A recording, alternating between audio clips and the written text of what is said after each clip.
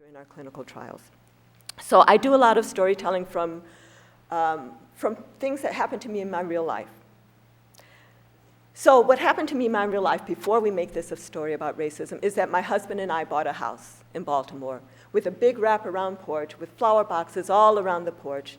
And when we bought this house in October, we couldn't wait until spring to decorate our porch and really the whole yard, but to plant in these flower boxes. So spring came, we ran out, look at our flower boxes getting ready to plant our marigold seeds. And we noticed that some of the boxes were empty, while some of the boxes had dirt in them already. Well, so to deal with the empty boxes, my husband goes down to the gardening store and he hauls big old bags of potting soil and fills up the empty boxes. And then we put equal numbers of our marigold seeds in all of the boxes, and we water them. And I am not the gardener in the family, so I sit back just going to see what happens, right?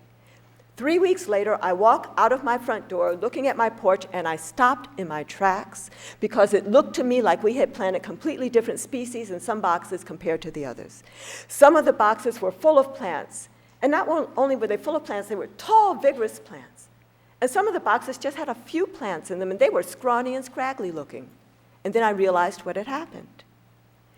That potting soil turned out to be rich, fertile soil, so that every single seed planted in the potting soil had sprouted, with the strong seed growing very tall and vigorous, but even the weak seed had made it halfway up.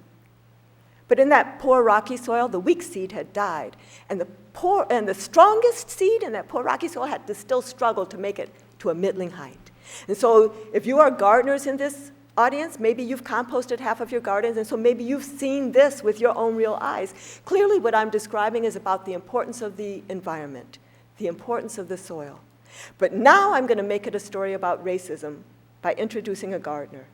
So now I'm going to have a gardener with two flower boxes, one which she knows to have rich, fertile soil, and one which she knows to have poor, rocky soil. And she has seed for the same kind of flowers, except some of the seed produces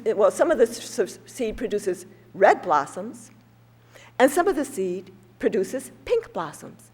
And the gardener prefers red over pink. So what does she do? She puts the red seed in the rich, fertile soil, the pink seed in the poor, rocky soil, and 3 weeks later, she sees in her garden what I saw in mine. In the rich, fertile soil, all of the red seed is sprouted. The strong seed is grown tall and vigorous. Even the weak red seed makes it halfway up. In the poor rocky soil, the weak pink seed has died, and here comes the strong pink seed, struggling to make it to a middling height. And then in those flower boxes, those flowers go to seed. And the next year, the same thing happens. And then those flowers go to seed. And year after year after year after year, the same thing happens until finally, 10 years later, the gardener comes and she's looking at her flower boxes, and she says, "You know, I was right to prefer red over pink." So that first part of the story illustrates how institutionalized racism works, where you had the initial historical insult of the separation of the seed into the two types of soil.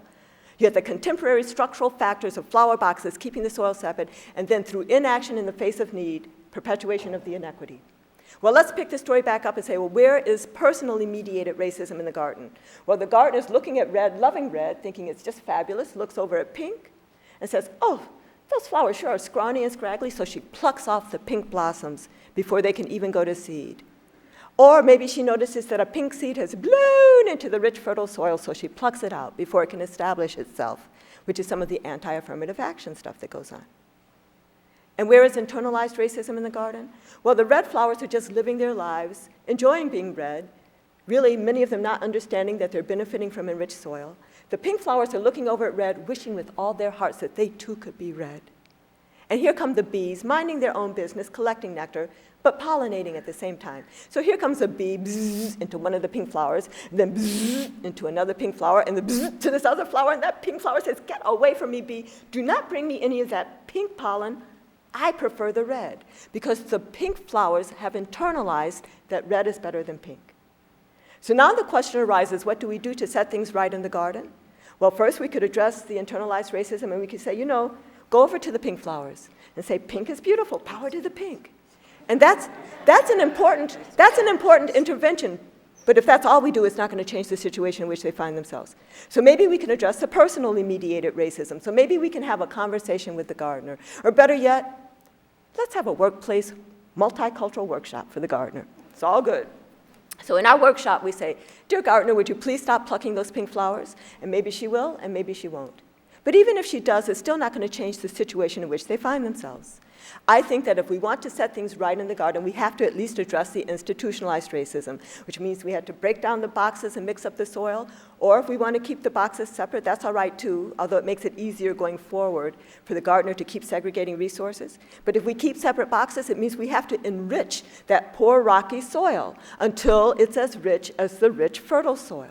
And when we do that, the pink flowers will flourish. They'll be looking beautiful, grand, and glorious. And in that intervention on the institutionalized racism, we may also address the internalized racism. Pink will no longer be looking over at red, thinking red is better, or wanting to be red. And we may also address the personally mediated racism. Now, the original gardener may have to go to her grave preferring red over pink, but her children growing up and seeing the flowers equally beautiful would be less likely to have that kind of attitude. So this story has been to illustrate these three levels of racism: institutionalized, personally mediated, and internalized, and to very strongly suggest that if we want to set things right in the garden, we need to at least address the institutionalized racism. And when we do, the other levels would take care of themselves. Just to say I haven't talked about who is the gardener, that's a very important question. That's the one that I gave the power to decide, the power to act, and control of resources, which in my mind are the elements of self-determination. Clearly, government is part of the gardener, as our media, as our foundations, as our corporations, as our pharmaceutical companies, anybody, even communities, to the extent that they have self-determination. But whoever the gardener is, it's dangerous if the gardener is allied with one group. I paint her red, that's why she prefers red over pink. And it's equally dangerous when the gardener can look at her flower boxes and think that her garden is beautiful because she's not really counting the pink flowers as part of her garden. And our challenge is what to do about the gardener. Do we make the gardener striped or polka dotted or fuchsia? Do the pink flowers have to grow or recruit their own gardener?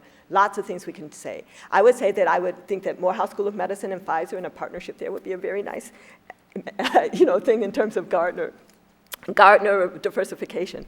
But anyway, so that all was about why we do not need to biologize race. And we need to recognize and rectify racism that it's alive and well in terms of understanding what we need to do in terms of clinical trials. The last point, providing resources according to need, is all about partnership.